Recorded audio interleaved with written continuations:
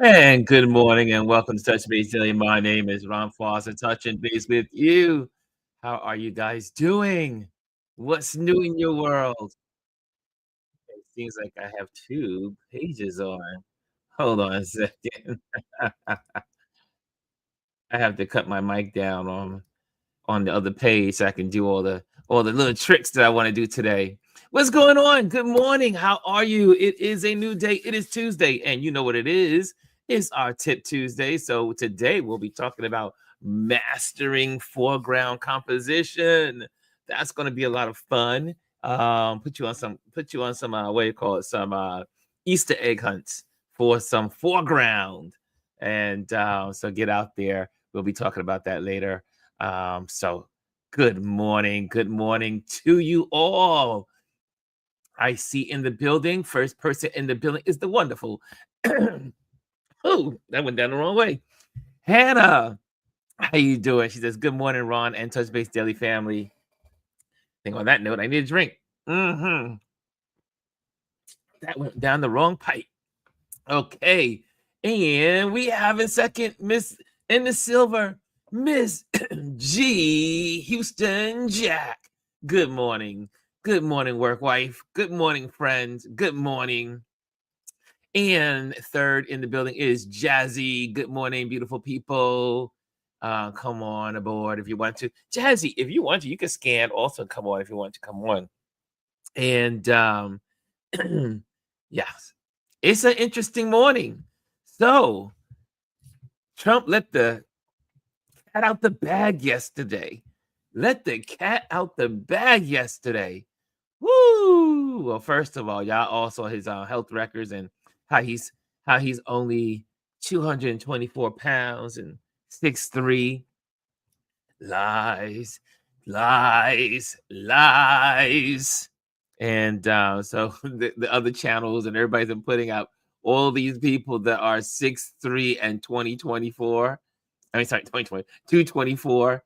And he looks nothing like 6'3", 224 pounds. So yeah, that's what's out there. Hey, I see in the building the wonderful Dr. Tachi's in the building. She says, good morning. Elise is in the building. She says, good morning, Ron and everyone. How you doing?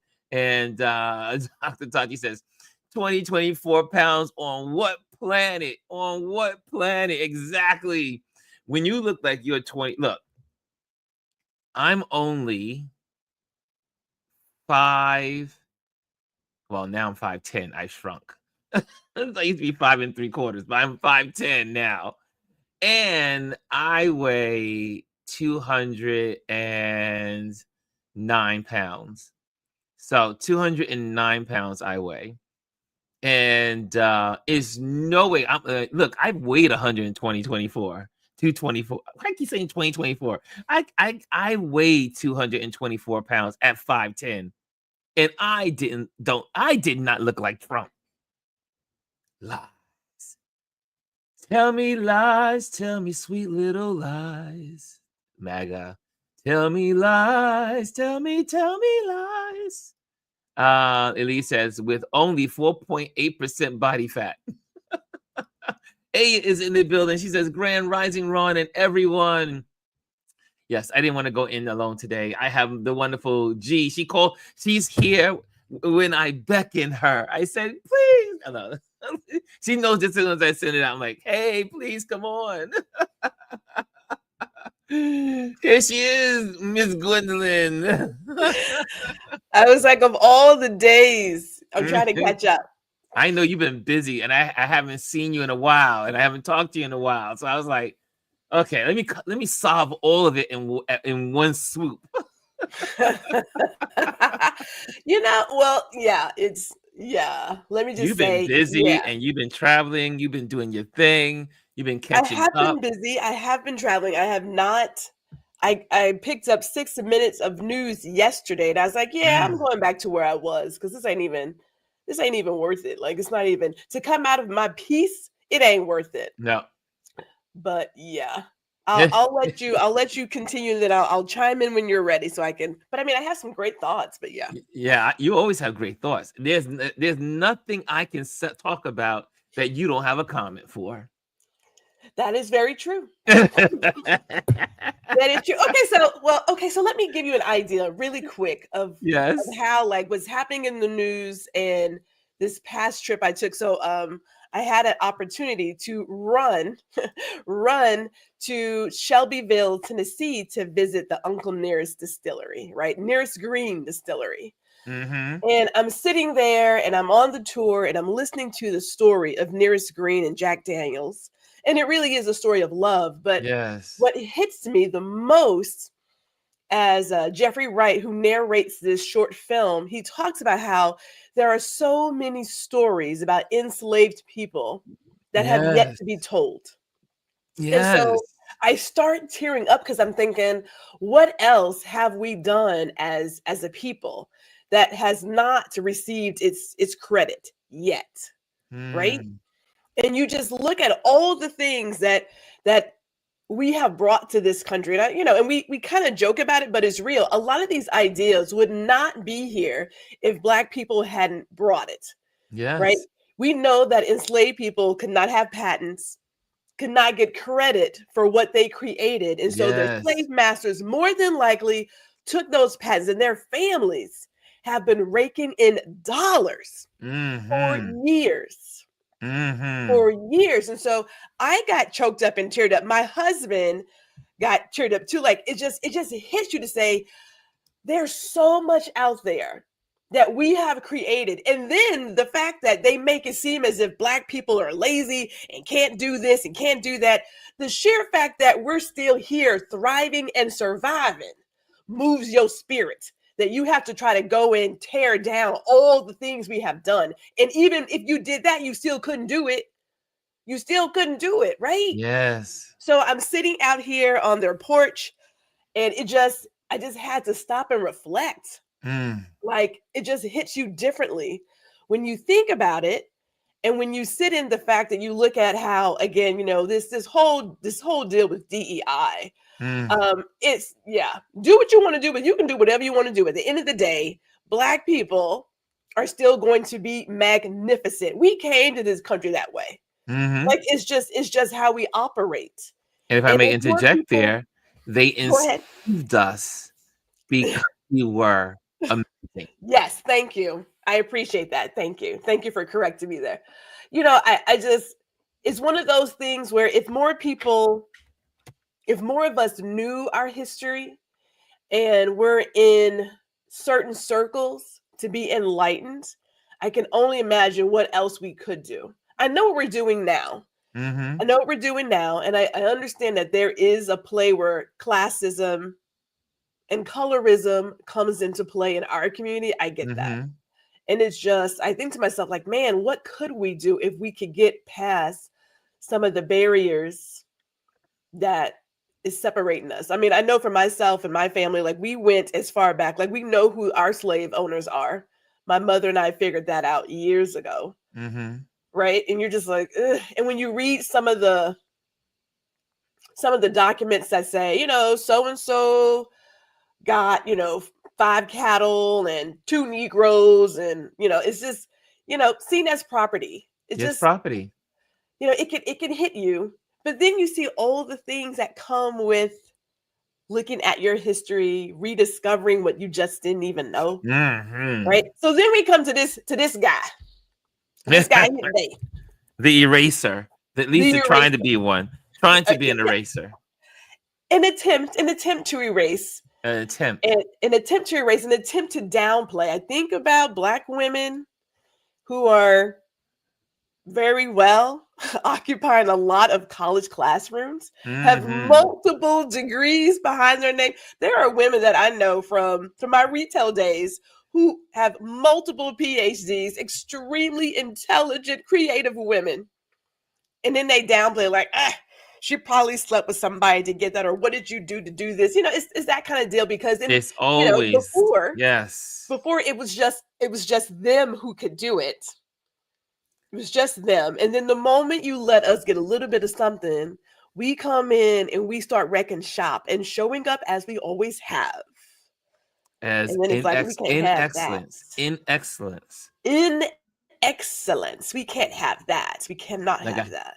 I mention all the time when I went to the museum in South Carolina, the new African American museum in Charleston, and I was there during the weekend, or the weekend after the Obamas were there for the official week opening. I was there during the week, and I always say, I remember when that woman stopped me in my tracks after saying, they built this country on our backs. And then she pulled me to the side and said, wait, may I interject? And I said, sure. She goes, and it was a white woman. She says, they did not, yes, they did build the country on your backs, but they built the country on your intellect, on your knowledge. There would have been no rice fields if it wasn't for Africans from Angola. It would have been no the buildings and how they created and how they settled in places like Georgia and South Carolina, because those were swampy lands and they couldn't survive. The Europeans didn't know how to settle there. It was easy for them to settle up in the north, but it was very difficult for them to settle in the south. And they needed the Africans to teach them how to settle in those regions. Florida, all those marshy, hot places, they did not know how to survive in those climates. And it was the Angolans and the Africans, the first Africans that helped them learn all of that stuff. But then you and I talk about this all the time, Gwendolyn. This is a new stuff. We're going in a different direction than I was planning for today. But we talked about this many times, how you go and you talk about people look at Egypt and how they want to always separate Egypt from Africa. I was like, you do know you're in Africa, right? I don't know what you're looking at, but that's Africa. Go ahead and you need to go ahead and say it. It's Africa. Okay. The same way they talk about Colombia is like, and Colombia's in Harlem. Yes. All right. I don't care how you want to move who said, did we have this conversation? Someone else I had the same conversation with about Colombia being in Harlem and how they want to separate. They do. They don't want to say Colombia in Harlem, but Columbia University is in Harlem. It's in Harlem, the same way that Egypt is in Africa. It's a weird thing where I don't understand the mindset behind it, but it's almost something to the point of saying, well, if it's this, ooh, Gwendolyn, don't do it. I'm checking myself. If it's this well put together and sophisticated, surely it can't be part of Africa, because that's just not possible. Yeah. Yeah. And you think about all of the,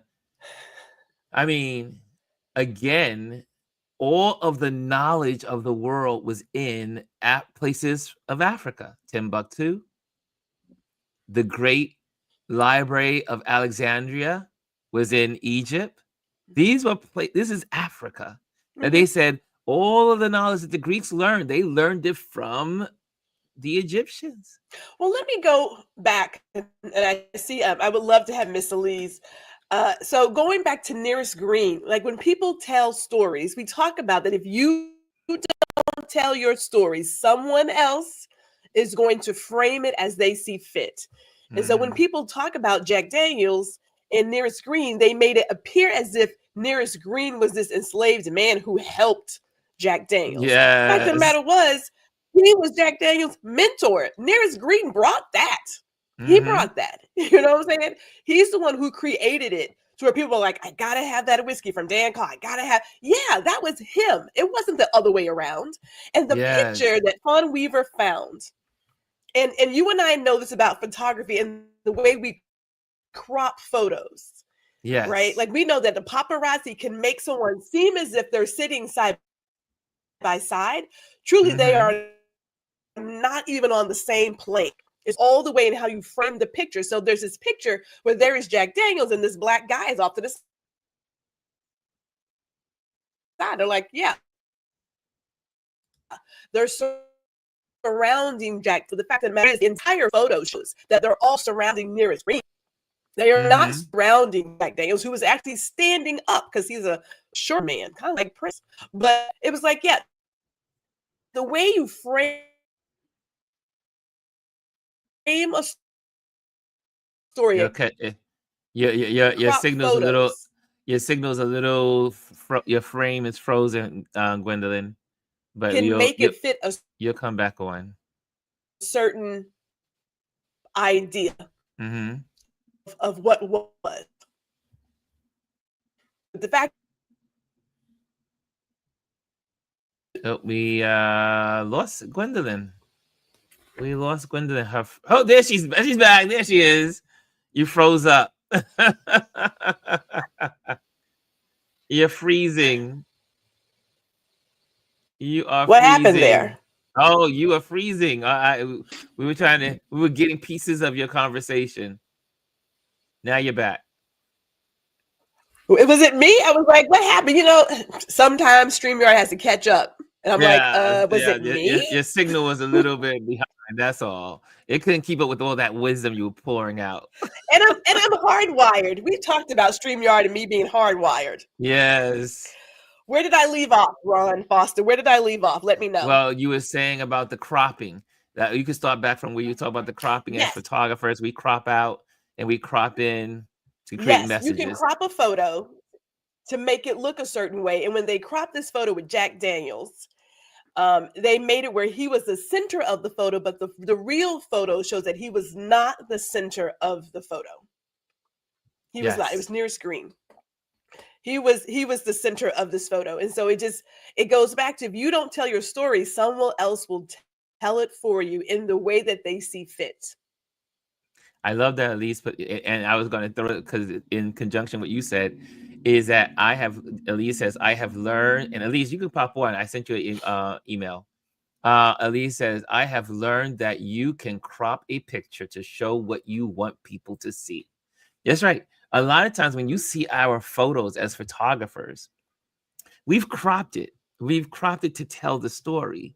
So there may be a lot of noise. Like, let's say that, someone's in a crowd and there's lots of busy stuff going on and colors, but we want to zero in to tell the story of that individual.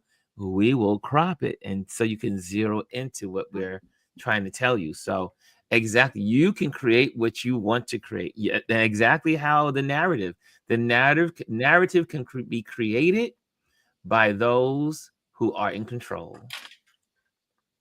And I think about this is one. There's two people on my LinkedIn page. Every day, they share Black history, and I learn so much every day from them. And then I repost it. I learn, repost. Anytime they post on my page on LinkedIn, I repost everything because it's like a land of discovery. I mean, they talk about all the tools, all the bolts, all the different little things, big things that we created along in history. And I always mention that, because as slaves, you are always looking for ways to make your job easier and feel easier and work easier. You're always trying to find the best route to get it to work properly. And so necessity is the foundation of invention. Because of necessity, you invent. And this is why Black people have invented so much. And if anyone has been enslaved or had a challenge of any kind, that challenge causes invention. So anyway, Elise is in the building, and there she is. What's going on, Elise? Good morning. Oh, Miss Wise One. Yeah, as you know, this is my favorite kind of topic. Talking about all of these things. And just going back to what you were just saying about the necessity of invention, that's exactly why when I taught, I had my students do papers on African-American scientists and mathematicians. Even though I was a math teacher, they still had to do a paper, a short paper, and do a presentation. It came with a presentation. Whatever they found, they had to do a presentation on. And it was so valuable to them to learn those things, because most adults didn't know what they were learning. So we're just finding some of those things out. The one woman, and I'm sure this is who it is, Gladys, the one that invented the GPS. Yes. Actually, friends of some friends of mine. We've actually gone to dinners together at their house. Wow. And just sitting there and not really knowing who she was at the time. Because so much of what they did was in alignment with being a part of the government.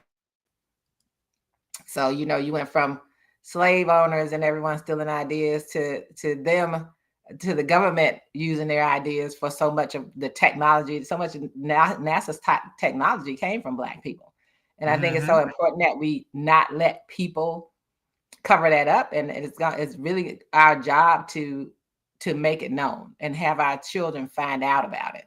I recently gave my granddaughter an assignment because I didn't feel they were teaching her much of anything at school, especially as writing papers.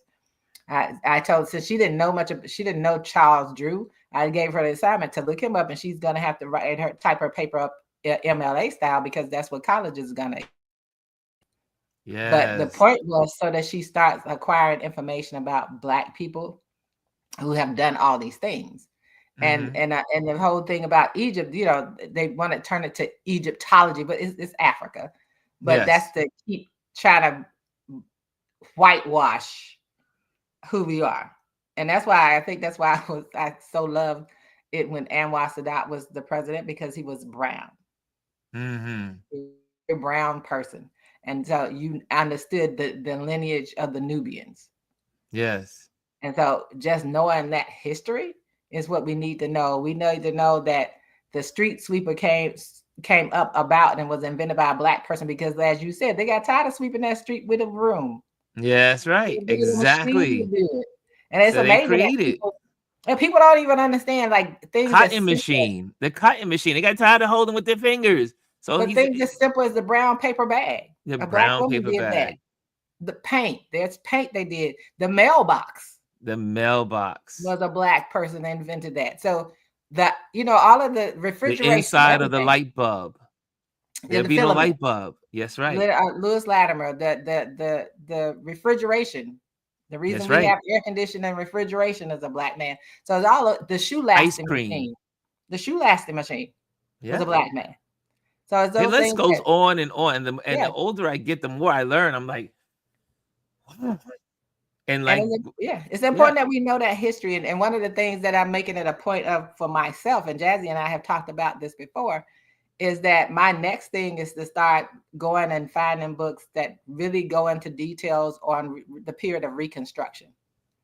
Because we need to know that period. We need to understand that period of time where we were leading in a lot of areas. You built your own towns. That, of course, they burned a lot of them down. But you built your own towns. You had all these businesses. These people went from being denied education to be well educated and having doctors and hospitals in their own communities.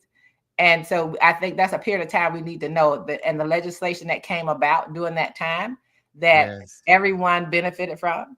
And so, and so when I was at the museum, the National Museum of African American History and Culture on Saturday, that's exactly why I went live in the bowels of the museum, because we needed to know all of that part. And it doesn't start It doesn't start at enslavement, pre-slavery, and then it goes through slavery, and then afterwards.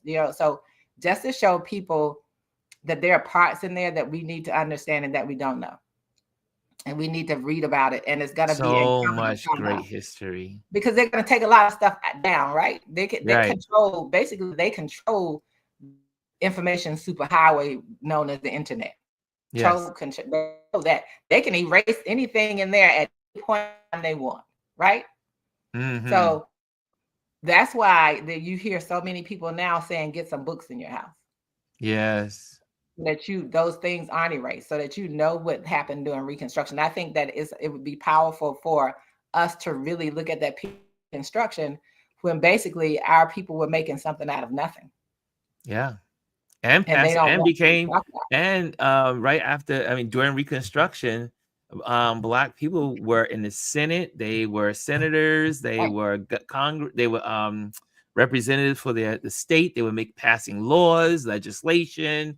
A lot of stuff that we have today in legislative bodies is because of the Black people that were in legislative positions during Reconstruction period. So, and the reason we had nationwide free public school education was the legislation by a Black person during that period of time. During the Reconstruction. The time of Reconstruction. And that's because poor white people weren't a part of that education system either, because they couldn't afford it. Yes. It was rich white people who had access. So that's that. Even these colleges and universities now, it was about men, rich white men having that access. So that meant when they put that legislation out there and it got to be a part of it, it's so much of what Black people did in that legislation, a thankless job that benefited everyone. Everything that they're trying to use now against us are things that Black people fought for everyone. For everyone. Not just specifically for Black people, but for everyone to have equal access.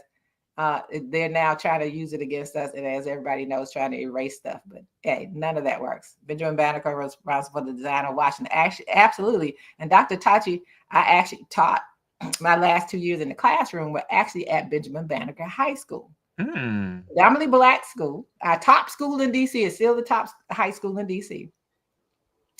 When I had my students do that paper, those students at that school had not been exposed to information on the legacy of Black people. And they were directly across from the school was at that time directly across from Howard University, one of the best resources in the world for them. I then had them write those papers. Those students were so empowered by what they learned if a history teacher one day misspeak on the term the real McCoy. And this was after they had done some of the presentations. So they came to me and they were like, Ms. Stallworth, I have to tell you, and they were seniors. He said, Mr. Spinner, that was the name of the teacher at the time, made this statement about the real McCoy. And I said, so what did you do? And they said, well, we told them the truth. We told them it was named because of Elijah McCoy. And because other people were trying to imitate his system and it didn't work as well, they started saying they wanted the real McCoy. There you go. Their white history teacher. Yes. And they felt so empowered by being able to do that I then knew that that's what I would always do as a teacher. And I started it before I started teaching. And that was motivated by my children's first grade teacher. Wow. Who had them do Black Invention t-shirts. And not only did she have them do it, she had them look up. She didn't just have them when she shared with them the inventions, she had the patent numbers so that if anyone challenged her on it, she could pull out the patent. And lo and behold, one white parent did, because they drew a picture of a toilet bowl. And he said, well, Crapper invented blah, blah. First of all, that seat was already in the outhouses in the South.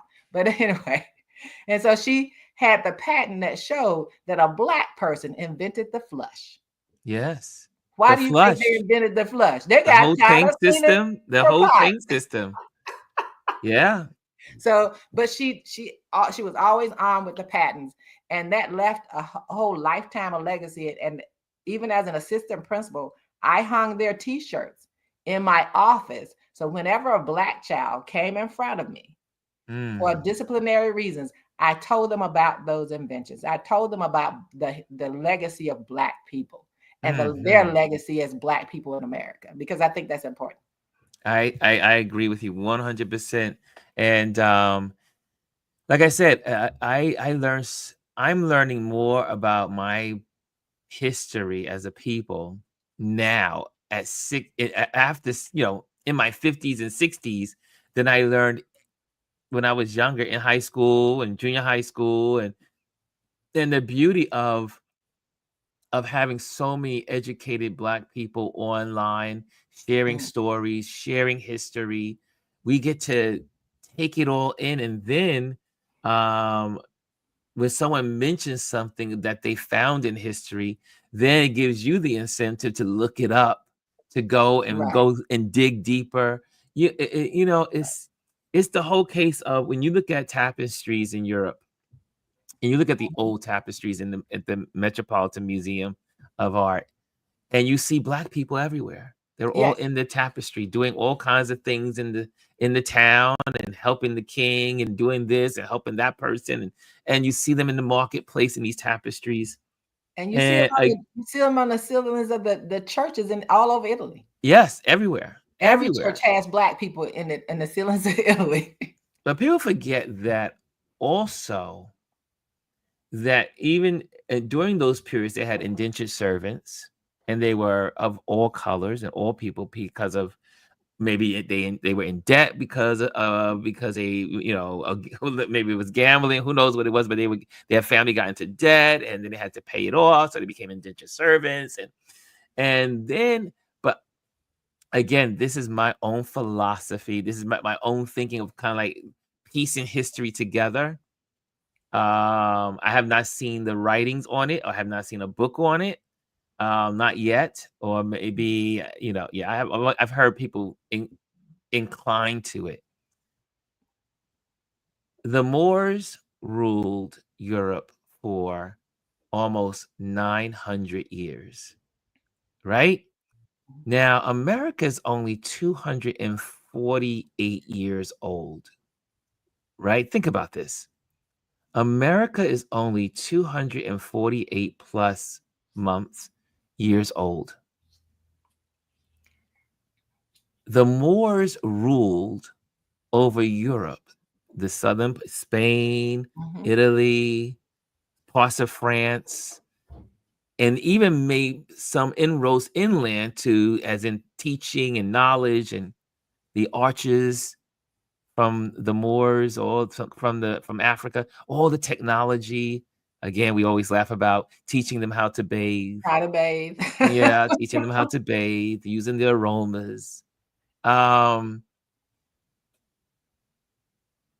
you have to think that not everyone was happy with these Moors that were ruling them.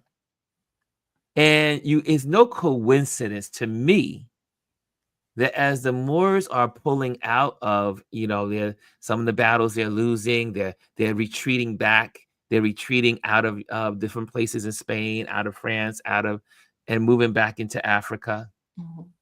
They ruled over the Portuguese. I don't think there's no coincidence that as the retreat is happening, the Portuguese are now going to Africa. And remember, when the Moors ruled, they also brought in gold and all the minerals they had, and the diamonds and all that stuff. You had also in history where the other the richest African that came out of Mali, Musa, and how he bankrupt places by bringing gold everywhere. I mean, so Africa has an amazing stories. But then you think about, as they retreat, the Moors retreat back into Africa, and then the Portuguese go into Africa and begin the slave trade.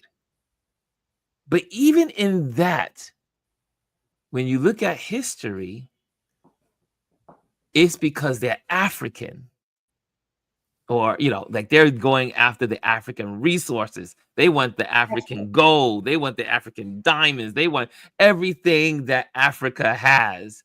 And then one of the Spanish guys, in the Spanish empire, said, wait a minute, we could make commodities of the people. Now, we can make commodities of these Moors that used to be in our world. I mean, But then America once again.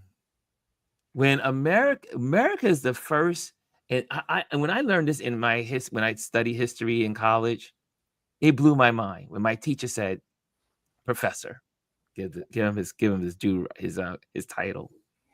He says, until America becomes part of the slave trade, until America comes onto the scene, slavery was never based on color. It was just the Africans or these people that we conquered. We wanted to get their minerals. We wanted to get their, but it was the American slave trade or the trade that comes to America that it becomes about Black people. That it's Black people that are evil. It's Black people. We need to, we're going to create their cattle, their possession, but they're not because they're Africans, but because they're Black. And that's when you begin to see that begins to infiltrate into the world. America, Right. And and America not is to sound responsible for making it permanent. anti-American, because I'm sorry, but at least you talk about the caste system. We talk about Germany gets its ideas from America. Yes. America is an interesting instrument of horror throughout history since America came on the scene. There's always been slave trades all around the world for generations, but it was never based on color. Anywhere in the world, the Greeks had slaves, the Africans had slaves, everybody had slaves, but it was not based on color. It was the Americans that made it about color. Yeah. And it was the Americans that made it so that you would always be a slave. Always be a slave. And that it's Americans that decided that it was determined by the mother, right? Yes. Especially after they weren't able to buy slaves, so they could impregnate women and have them and keep having slaves that way. So America came up with a lot of things that other people adapted to their pieces. And then, of course, when they decided that, hey, that doesn't make sense, we need to stop this, America's like, we're going to keep it going. Yes. So, because they had become rich off of it. Yes. Off of the expertise and the intellect of the enslaved people that they had with all the crops, the sugar, the cotton, all those things that they became rich off of, tobacco, everything. So that's why they kept having it. And, as you were talking about history, my husband was a history major, but what's interesting, he was at Cleveland State. So there are lots of gaps in his history around our people. And I figured out, and I had this conversation with him on Saturday. I said, so for people during that time to really be in depth with history, they had to basically become historians, and they had to pick something to study so you understand the fabric. And so when you mentioned fabric, when we left, we went to Union Station, and there's this new store in there. They're trying to do something else. So we walked this one store, and this woman had these flags, these fabric made flags that she did, a Black woman. So I started looking at them, and I ended up, there's a long story. I won't tell that story right now, but I know I now possess one of those. Right? So where the stars would be, she has like part of the slave, the inside of a slave ship where the stars would be. And it's denim and other fabrics that make up the stripes. It's no red, it's no green and black, none of that stuff. It's blue, white, and the back, that fabric that she used on the particular one I got is burlap. And I was telling my husband the reason I was so excited about it and so annoyed him until he agreed, but was because of the burlap, the use of burlap in there. And I told him, I said, because of the history with burlap and enslaved people. He didn't know what I meant. So I went through and I said, so burlap is one of the fabrics that they gave enslaved people to make their clothing out. If you've ever seen or touched burlap, it's very rough fabric. So they gave all the rough fabric. Ooh, that's So since she used the backing of her piece was burlap, I told him it meant so much to me to have a piece that depicted basically it was like our history in one piece. It was the history from being captured and here to how they treated you once you got here, making you wear that rough fabric. I ended up talking to the artist because I went to get it the next day. This is a story, but I ended up being connected with the artist who did it, and I was telling her what really captured me was the use of burlap. She said, it must have been. She said it was totally subconscious. I did not go and intentionally use it. It ended up being the fabric that I chose. And when I talked to her about the burlap, she thanked me. She said, as I move, I will continue to think about things like that. Because we need to know our histories. We need to know why things can be, why something would invoke an emotion from me, being from Alabama and having known some of that history previously, why that piece resonated so powerfully, and why it told a story that people who are doing lots of art with flags, they are nice, but this is by far the most powerful piece I've ever acquired.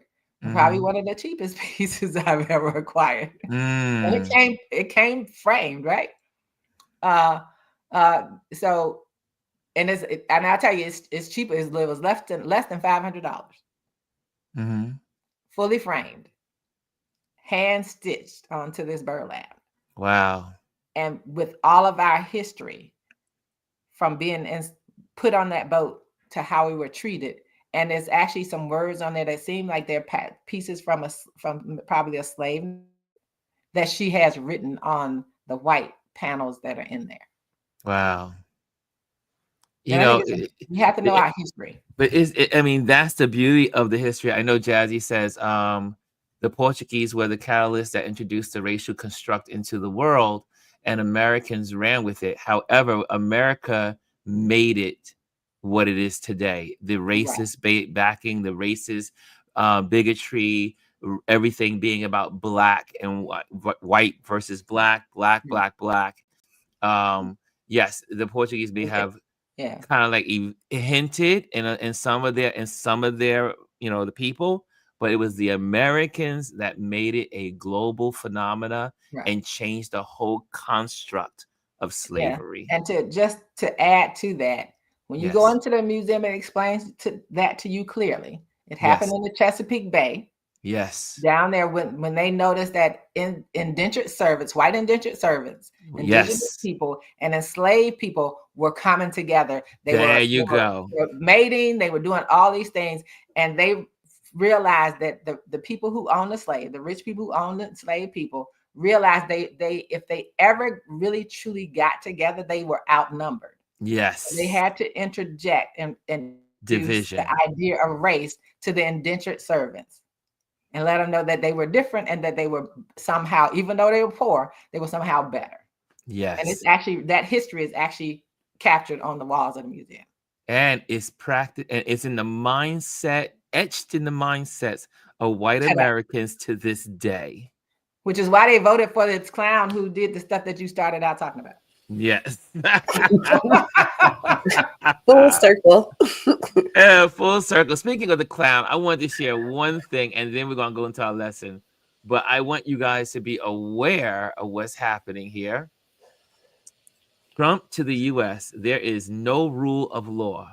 What might he try next? Illegal arrest or deportations of American citizens by David Corn. And this is, man, if something doesn't give you a little chill in your bones of where we're heading, we already knew. Those of us, our community already knew this. So this is not something that's new to us. We are totally aware. In the future, April 14, 2025, may well be recognized as a monumental day in U.S. history. That is, of course, if there is honest history in the future. Because this is the day that President Donald Trump sent a clear message to the nation. There is no rule of law in the United States. It happened in the Oval Office. Trump was hosting El Salvador's authoritarian president, Nayib Bukele, who was referred to himself as a dictator, and an obvious issue hovered over the session.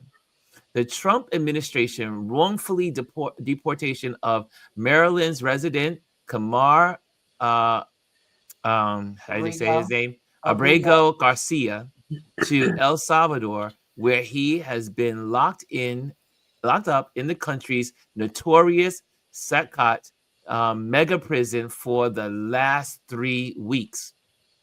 The U.S. government has conceded that Abrego Garcia was rounded up and shipped off with other immigrants to El Salvador by mistake. Yet, at this tit-a-tat, both leaders made clear they intend to do nothing to redress this act of profound injustice. Never has such a toxic brew of cruelty, absurdity, and danger been on display in the White House.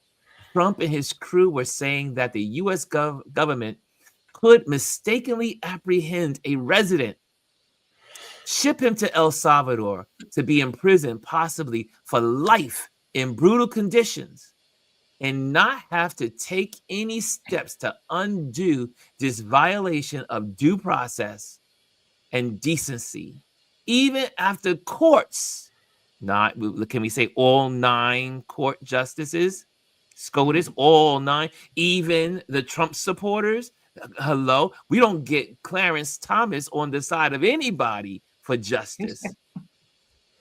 And he says, even after courts instructed it to do so, their message, the law doesn't matter. We can do what we want. This is authoritarianism. And it's written by David and reports on his historic justice in the link in their bio of Mother. This is their great page, Mother Jones magazine. This, y'all, but we all knew this was coming. And we know they're working towards it. They're working towards this. Do you have the hot mic conversation where he talked about the possibility of doing that with other American citizens? I do have it. I'm going to while you talk, I'm going to bring it up. He could build like 5 more facilities. Yes. And he said, "Oh, I have the land." Those reported those puppets inside there laughing because of that. And that's the problem. Like they don't think it can happen to them. Yes. And when it starts happening to them, and they send you over there, and some people like, well, the court should do something, the military should do. I want people to understand this is supermax. If they ever know what supermax is in the U.S., these prisoners like supermax. You're not just gonna go over there and break in. That's not how it's gonna work. So, and they both know that they have. He could say today, send that man back home, and he would send him back home. Here we go. And oops, this is slow. Sorry, hold on a second. Let me see if it come up. Why is it slow? Okay, let me see here. It's not. It's not. It's for some reason it's slowing. I got too many windows open. Hold on a second. Let me close another window. Let me close some things out, and then we could get there. Okay. Hopefully, I may be using too much power here.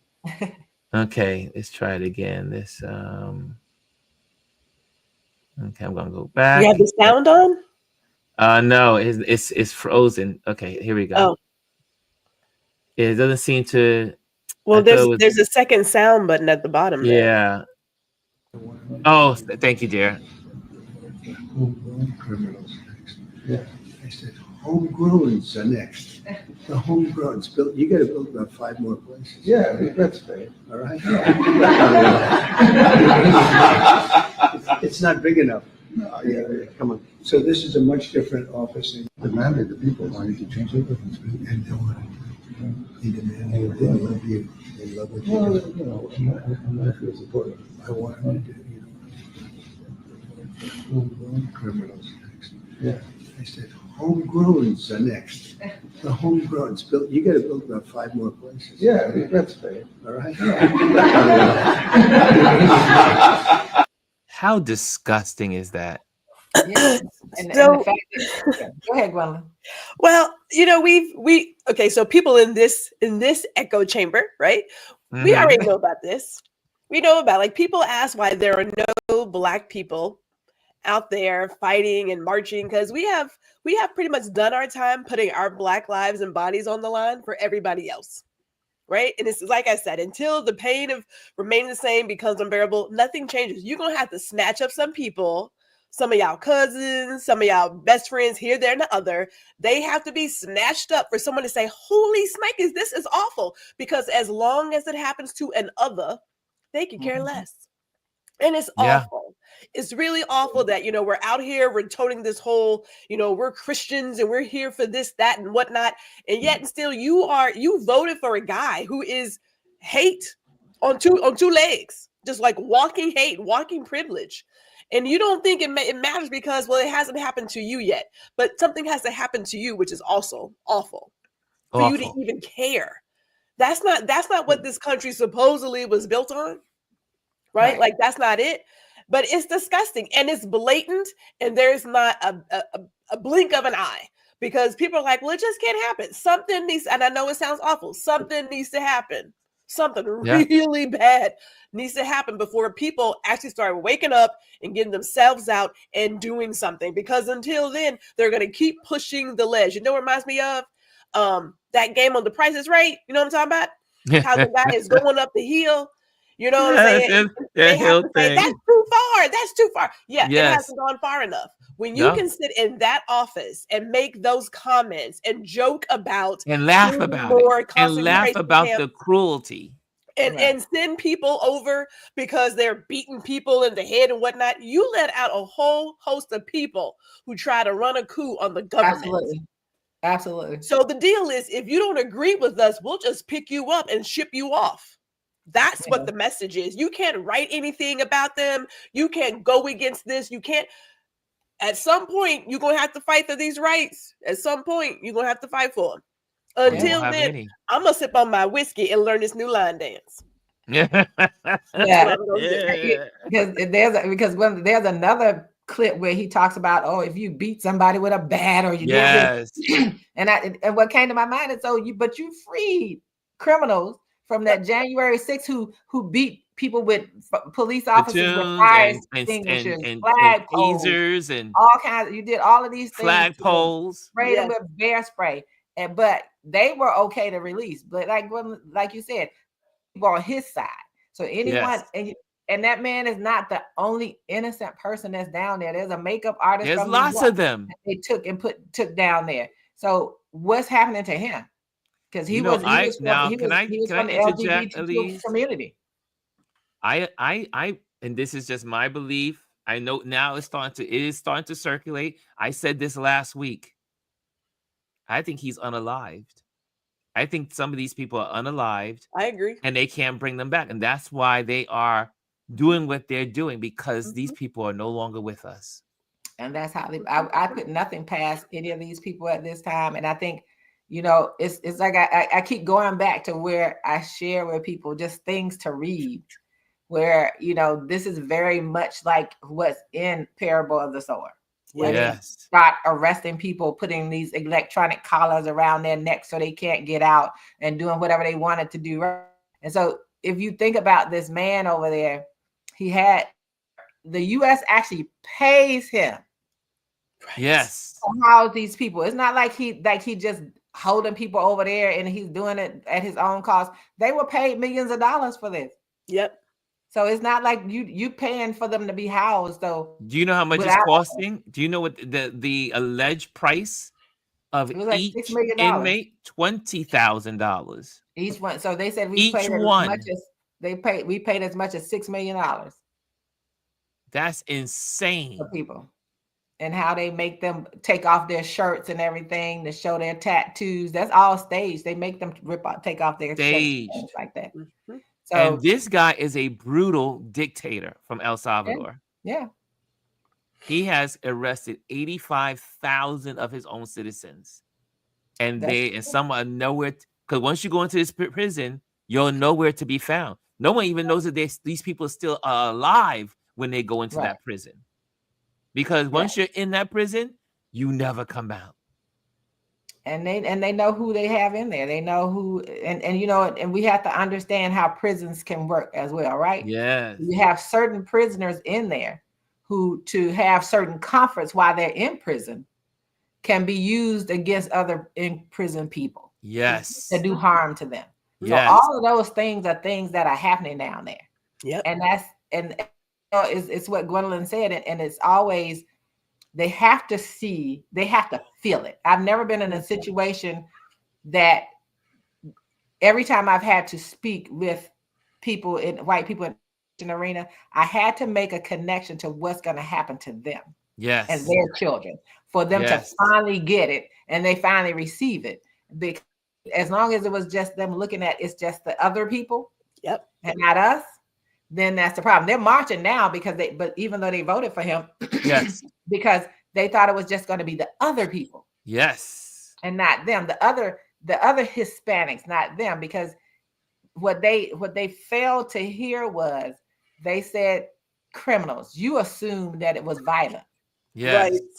That woman, when she came in, Pam Bondi said, if you're in this country illegally, you are therefore a criminal. Yes.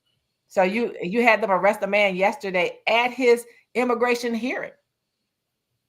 He was arrested at his hearing. It's like someone said, I think it was Brian Cohen said on Brian Taylor said Tyler, sorry, Brian Tyler. He said just look no further than 1932, 1930s, Germany. Exact same things happening. Because once they go for the immigrants, they go for the people that are, again, the low on the totem pole that they think, and then they work their way up. Right. And before you know it, it's you and first it's your neighbor, and then it's you. Yeah, that's Brian Create Young's favorite thing is to talk about that piece. You ignore it until it becomes you. Yeah. And I think people like us, we're looking at it and saying, we see it. We know where it's going. Yes. And people need to do something about it. But at the same time, we also know what our limitations are.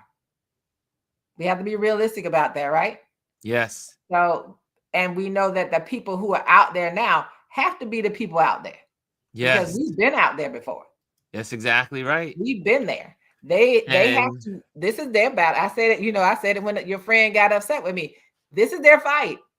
This is their fight, my friend. Yes, watch it, girl. It is what it is. It is what it is. It's awful. I keep saying it's awful. The fact of the matter is we should never get to a place where something has to happen to us physically, mentally, emotionally to actually care about what happens to our neighbor.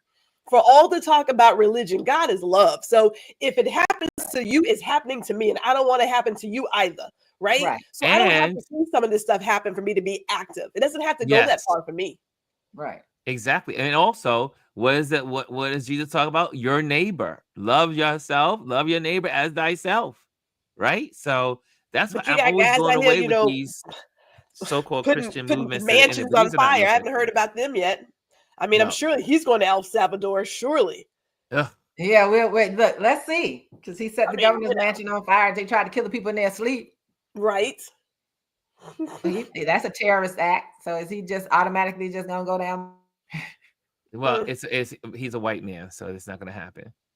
I mean, this is where we are in this country. But again, I bring this up so that we can be alert, because we already know in this community, and also, but there may be people that may be viewing us for the first time. And if you are, make sure you hit the likes, and if you are a part, here in this community. But if you're in this community, you haven't hit the likes, well, shame on you. Okay. But again, it's important that we know what's going on. And this is really, I mean, for the president to say that just outright, he's already got the plans already drawn up. But he also already worked on it. Yeah. He also said he's been working on that with Pam Bondi. Yes, he did. That's what I said. Pam and I have been working on this. Yes, and we're So, trying to find out the laws. right, trying to find out the laws. These And people are yeah, evil. yeah. Evil as evil can be. And my husband and I had an interesting conversation because he read this article. And the author, he wrote this and he said, history has always been centered around men.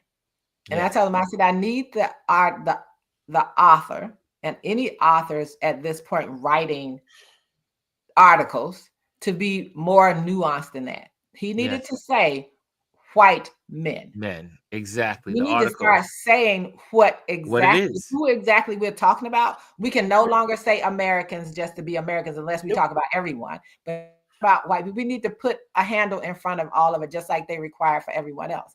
Because we need to be real specific about who we're referring to. We cannot continue to give them the privilege of not having to own who they are. Yes. We can't keep giving them that privilege. And I think that people writing articles, people saying stories, most Americans say most white Americans supported him. Yes. 53%. I will never forget the number. Yep, And numbers don't lie. 53% of white Americans voted for this foolishness. And now a lot of them are crying and saying, I can't believe this is happening. Like there was a gentleman on his videos going viral. He's saying, I can't believe you guys I lost my company because of the terrorists. I can't afford to have a company and my company's falling and you people are laughing at me because I was part of MAGA and blah, blah, blah, blah. And people are like, dude, F-A-F-O, grab a drink. Grab some popcorn. He said I had problems the last time. I still voted for him, and I probably vote for him again. So that's that has nothing to do with us. They will do it again. That's what's the crazy part. They will do it again. And but anyway, we're gonna get to our lesson. But tomorrow is our Wednesday. I think we're gonna have water cooler tomorrow. I don't have a guest tomorrow, so we will have our water cooler chat so we can just talk about whatever we want to talk about. And I always like when we do our water cooler days because we just know how to chat here. We know how to communicate. This is a communication community. Well, I share on Thursday at 7:30 live on Instagram. I will be having a conversation with Tanya Whittemeyer. She's a gallery owner in Industry City. Oh, I actually have a conversation with a gallery owner. I'm getting back to my addicted to artness. So lovely. And I'm glad that you're doing interviews and talking and sharing. Yes, we're gonna do that. So I'll have her on Thursday at 7:30. Oh, we will be joining you to reboot. You gotta reboot this stuff. We say we gotta go live life. We gotta do life. We will. And Dr. Tachi, you gotta be on the panel tomorrow, right? Dr. Tachi. Calling Dr. Tachi for the panel tomorrow. And but let's go into some photography. Thank you guys. Thank you, Gwendolyn. Thank you, Elise. I love y'all. You make you make the conversation more colorful and grand. Love y'all. Okay, this time it is time for mastering foreground composition. But before we go into the lessons, definitely got to do my advertisements, right? One is, let's pop this in here. And if you are here, make sure you go to my website, go to ronlewisphotos.com and sign up for the email. So that way, if I put out a newsletter or just want to stay in communication with you or new things are happening, I can send it to you by email. And also, we're not so reliant upon these platforms because we may not have these platforms in the future. So let's use them. Let's make use and get out and get onto the newsletters of all the people that we love and care about, as in online and social media. Also, I am an event photographer. I do event photography. And today, I want to also, again, as usual, thank our Patreon members for what they do here and what they bring to the table and supporting this platform. And also, one of our big sponsors, Rolling Clouds, a cigar company, and they are one of our biggest supporters. And since this is a lesson day, and this is our Tip Tuesday, photograph your world, home, work, or play, virtual basic photography 101, fun tutoring using your camera model, creating instructions, and planning at your pace. Learning at your pace. Available in person tutoring in New York City, or basically, guys, I do this on virtually. So we can teach you photography virtually. Okay, now let's get to the lesson. Let's get to the lesson. Mastering foreground composition. How did this come up? Last week, we were doing our lesson and we talked about, and then we saw a photo and we talked about and looked at that, how foreground works. And we said, look, and some of you guys mentioned about it. And we said, okay, you know what? Next week, let's talk about it, because foreground was going to really help you in photography. If you can learn this skill of composition, it's going to make your photography look like you are a professional, because foreground is so important in framing your subjects. They always say a great photo is usually has good foreground, sharp subject, and some background. If you can get those in balance, you could have an amazing photograph, especially for we event photographers. My event, when I do event photography, the photos that I get the most like love and glee and who and ahs over are the ones that I use the technique and composition of foreground. Foreground is so important when you are doing event photography. So here we go. Let's talk about it.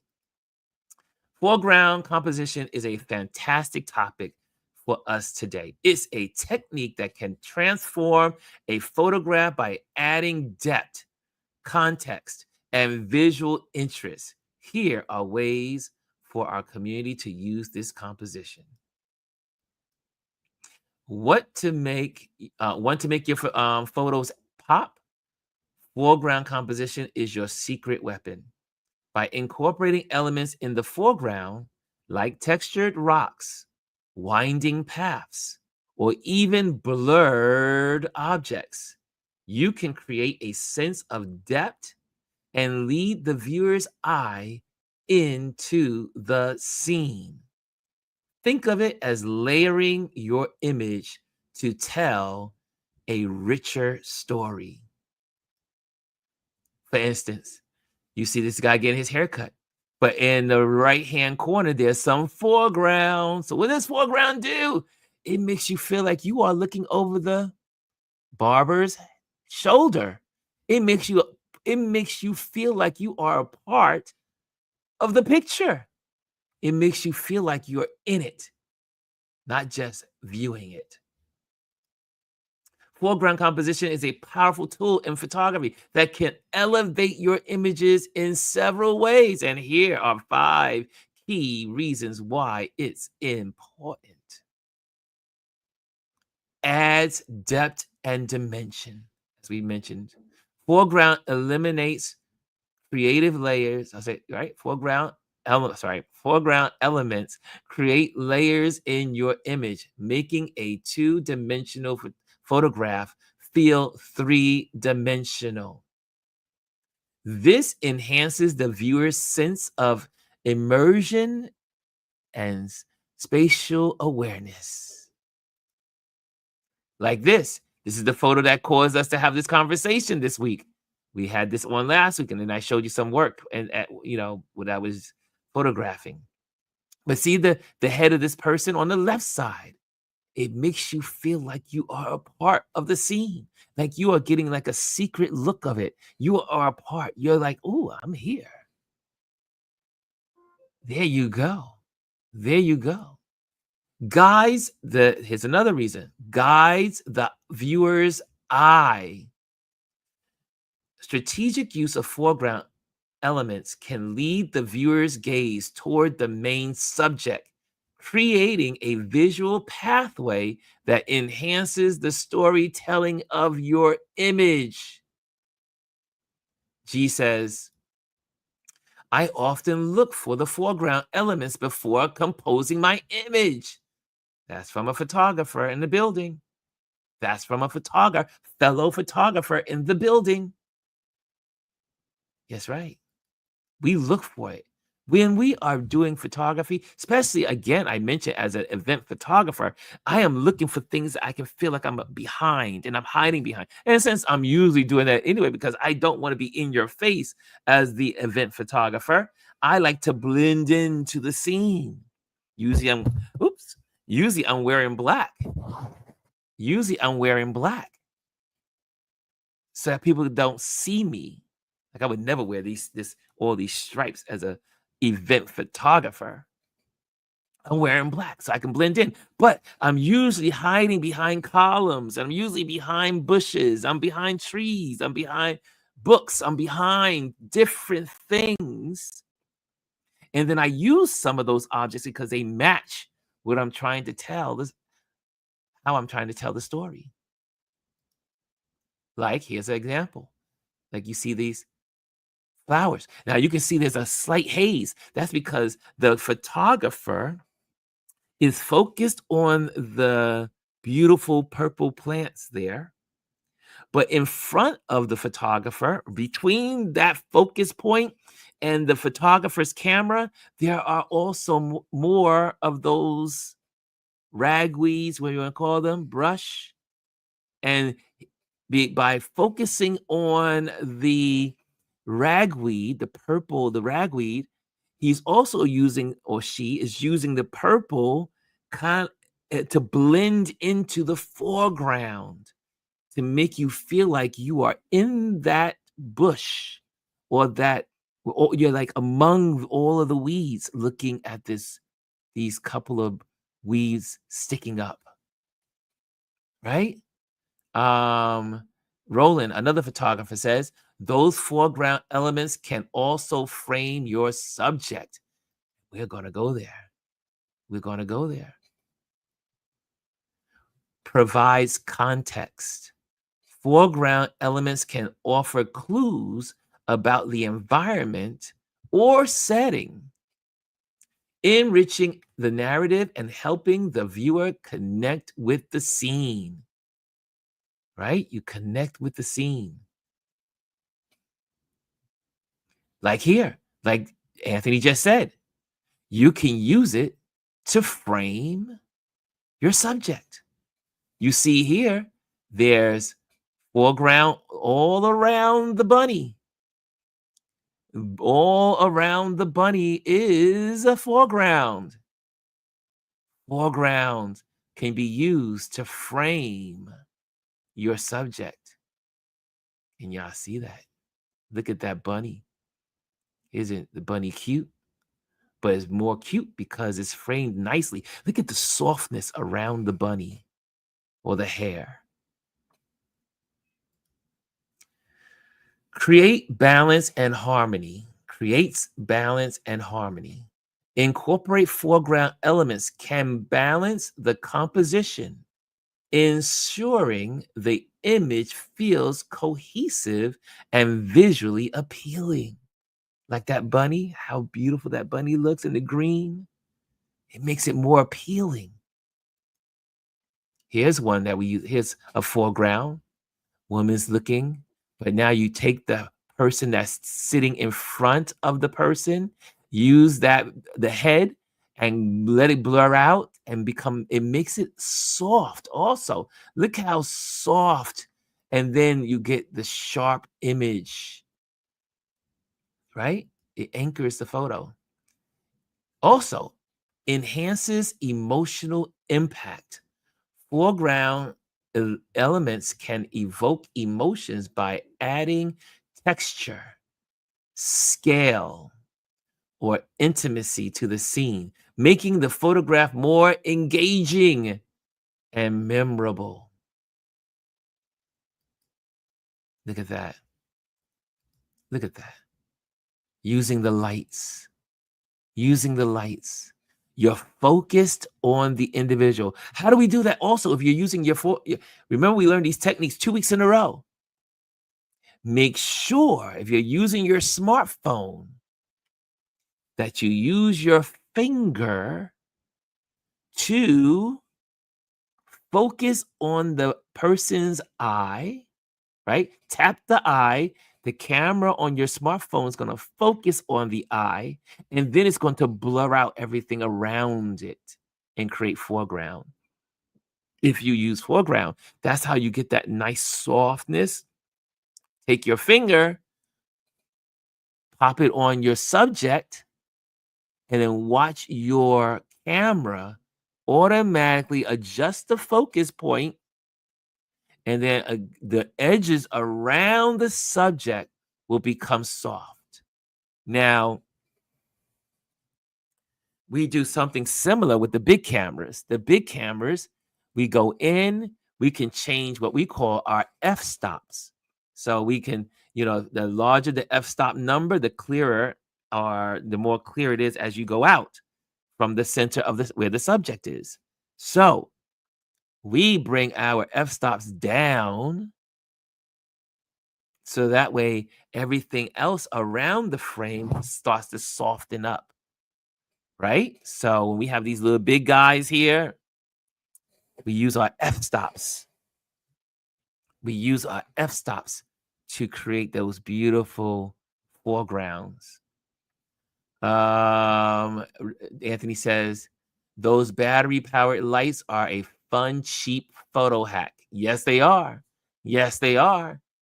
They are a hack to make your photo look good. Also brings lighting onto your subject. And they only cost about $5, $10. Yeah, at the craft shop. Here you go. Another picture. A little bit of foreground. This one you have a good foreground. You got good background.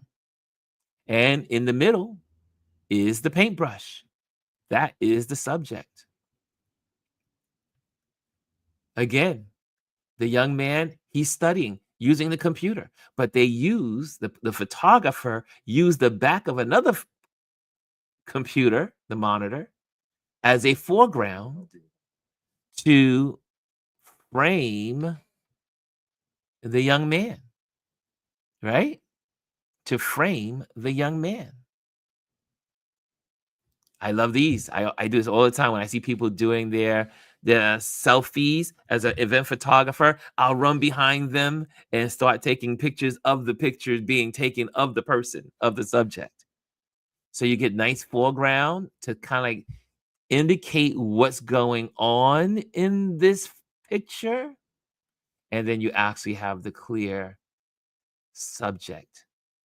So by focusing on the subject, making the subject sharp, the thing that's in front of you automatically becomes soft.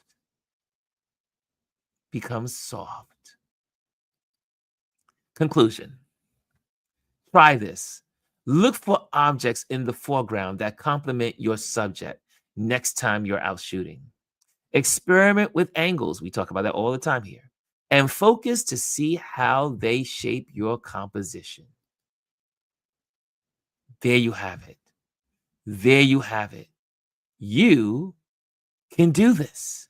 This week, when you pick up your camera, I give you these. Every week I give you these tips. You should be going on an assignment and practice. Practice. You just learned something that's very valuable. I guarantee you're going to really love your photos if you start to use your foreground. You're going to really love your pictures when you start using foreground. Okay, guys, what did you learn? I got to ask you. Put it in the comment box. One thing you learned today.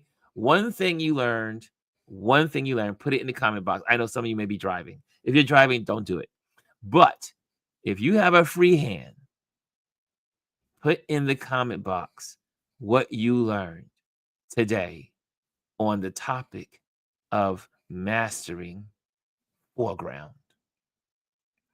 Jazzy says, framing, like we saw the hair, we saw the bunny, we also saw the young man at the computer. Good framing comes from good foreground. from good foreground, right? Good foreground.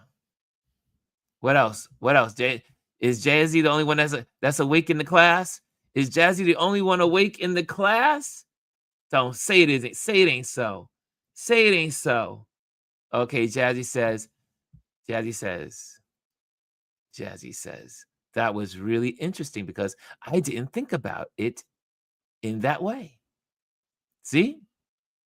That's why we here. That's why. Well, I hope. Look, we talk news, we talk a lot of stuff. But at the end of the day, I want you to become better photographers. Here it is. Aya says, foreground adds depth and dimension to photos. Thank you, Aya.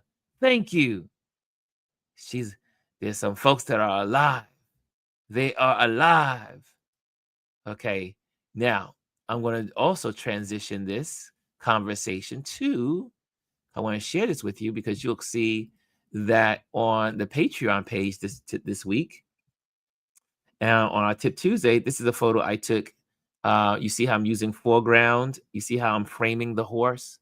This photo was taken while I was in North Carolina in the mountains.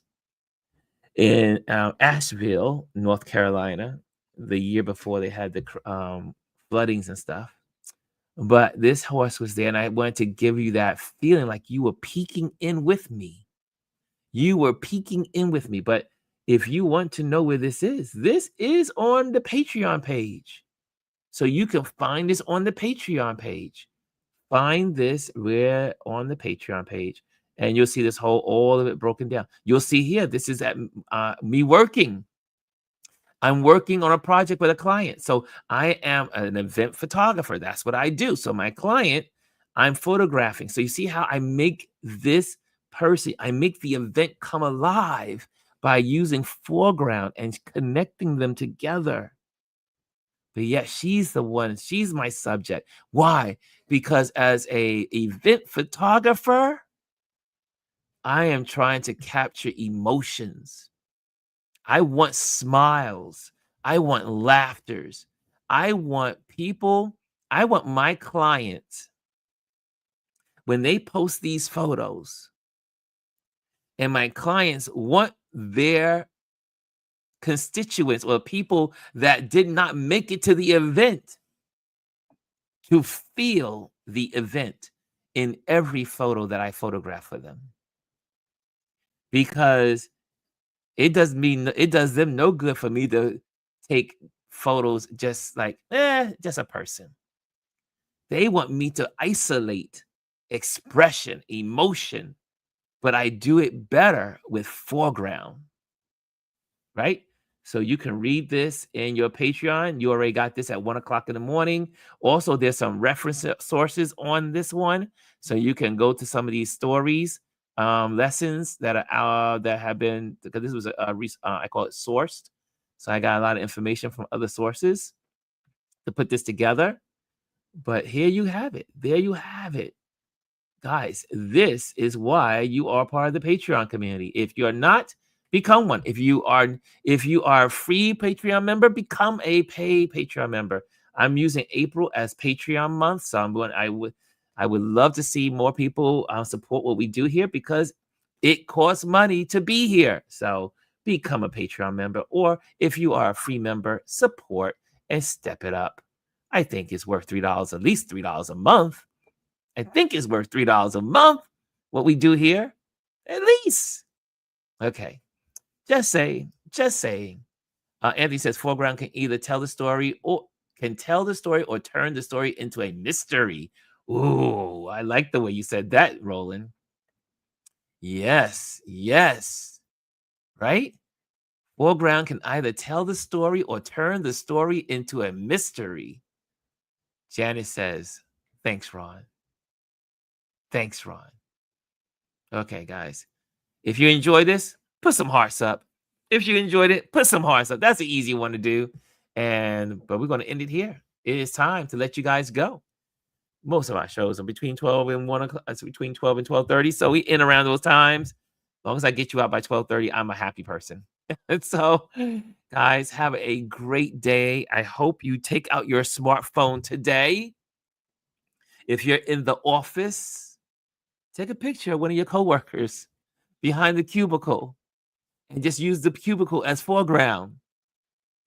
Or if you're out in the street and you go out for lunch and you see people walking, kind of like frame them around some tree branches, some bushes. Or if you're sitting at the table getting ready to have a meal, you can take a picture of them, but use the glass and the plates as foreground. Go on a foreground scavenger hunt today and this week as you improve your photography.